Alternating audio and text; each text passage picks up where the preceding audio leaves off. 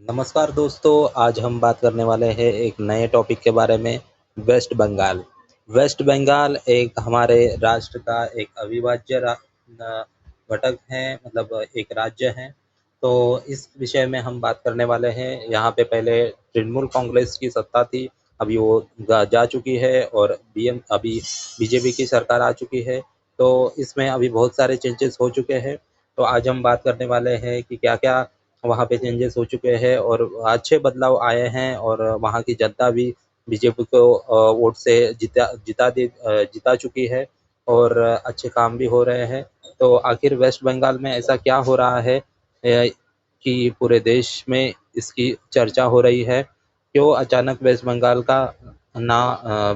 का नाम सुर्खियों में आ रहा है? क्या सच में वेस्ट बंगाल बदल रहा है, या फिर ये सिर्फ राजनीति का नया खेल है? आज आपको इसी विषय में हम बात करने वाले हैं। अगर आप दोस्तों इस चैनल पे नए हैं तो आप चैनल को सब्सक्राइब कीजिए, शेयर कीजिए, और हमारे वीडियो को देखते रहिए, और सब्सक्राइबर बढ़ने चाहिए हमारे चैनल के। तो हम बात करते हैं अभी मेरे चैनल का नाम इन्फॉर्मेशन 9 है, और अभी हम टॉपिक की ओर बढ़ते हैं। वेस्ट बंगाल लंबे समय तक लेफ्ट आइडियोलॉजी का गढ़ माना जाता था। कई दशकों तक यहाँ कम्युनिस्ट पॉलिटिक्स का दबदबा रहा, जो कि बहुत ही देश के लिए घातक था। उसके बाद तृणमूल कांग्रेस और ममता बनर्जी ने राज्य की राजनीति पर मजबूत पकड़ बनाई। लेकिन पिछले कुछ वर्षों में बीजेपी ने बंगाल में तेजी से अपनी ताकत बढ़ानी शुरू की, खासकर nationalism, border security, Hindu identity और इलीगल इमिग्रेशन जैसे मुद्दों पर बीजेपी को बड़ा सपोर्ट मिलने लगा। तो ये विषय है। और दूसरी बात ये है कि 2026 के चुनाव के बाद बंगाल की राजनीति में बड़ा बदलाव देखने को मिला है। जैसे कि सोशल मीडिया पर कई लोग कहने लगे हैं कि बंगाल अब नए दौर में प्रवेश कर चुका है।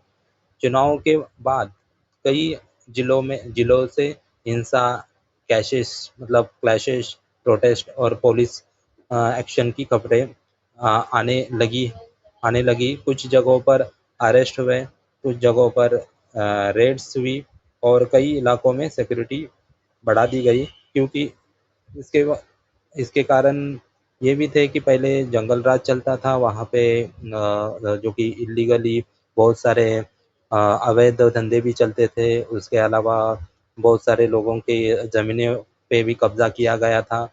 ये सब न्यूज़ में दिखाया गया था। तो हम और दूसरी बात है कि सबसे बड़ा मुद्दा बना कि इलीगल माइग्रेंट्स, मतलब क्योंकि वेस्ट बंगाल में क्योंकि बंगाल की बॉर्डर सीधे बांग्लादेश से जुड़ी हुई है। बीजेपी और कई नेशनलिस्ट ग्रुप्स का दावा है कि सालों से इलीगल इन्फ्लेशन बढ़ता गया है। इसी कारण अब डिटेक्ट, डिलीट एंड डिपोर्ट जैसे कैंपेन्स की चर्चा तेज हो गई है। रिपोर्ट के अनुसार कई जगह वेरिफिकेशन ड्राइव्स और डिटेंशन रिलेटेड कार्रवाई की बातें सामने आई है। इसी मुद्दे ने पूरे देश में बड़ा पॉलिटिकल डिबेट शुरू कर दिया है।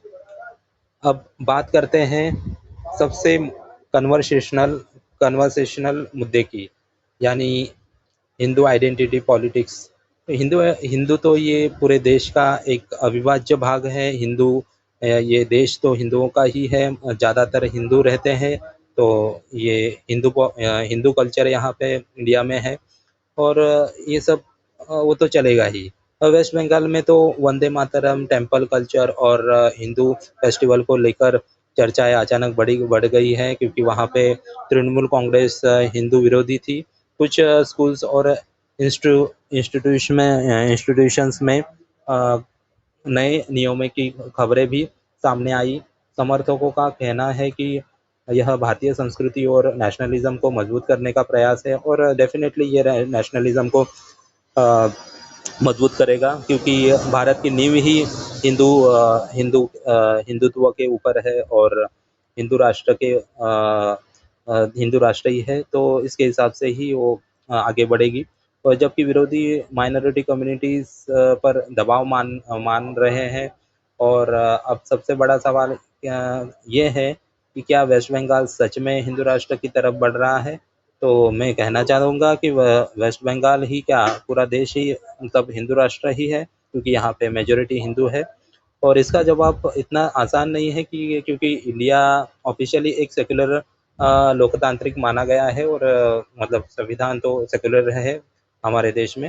लेकिन पॉलिटिकल आइडियोलॉजीज लगातार बदल रही है। कई एनालिस्ट मानते हैं कि बंगाल में हिंदुत्व पॉलिटिक्स पहले से कहीं ज़्यादा मजबूत हुई है।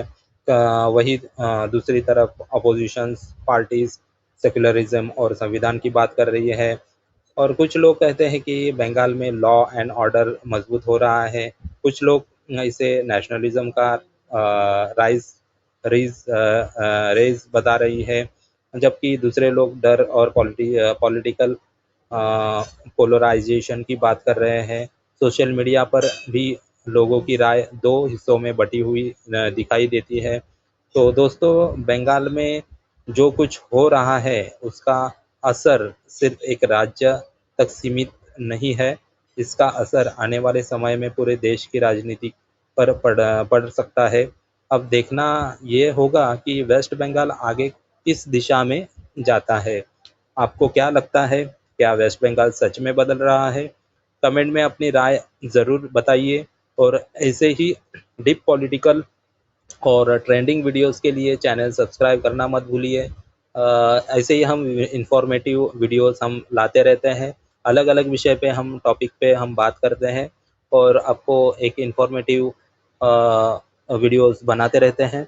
तो आप हमारे वीडियो को सब्सक्राइब कीजिए, शेयर भी कीजिए, हमारी आपको रिक्वेस्ट है। तो प्लीज़ हमारे चैनल को सब्सक्राइब कीजिए, शेयर कीजिए, और अपने दोस्तों को भी बोलिए कि ये सब्सक्राइब करने के लिए। तो हमें भी उससे मोटिवेट हम होते हैं, और अलग अलग वीडियो हम ऐसे ही लाते रहेंगे। तो धन्यवाद आपको। आपको धन्यवाद कि ये सब मेरा मतलब वीडियो पूरा देखने के लिए।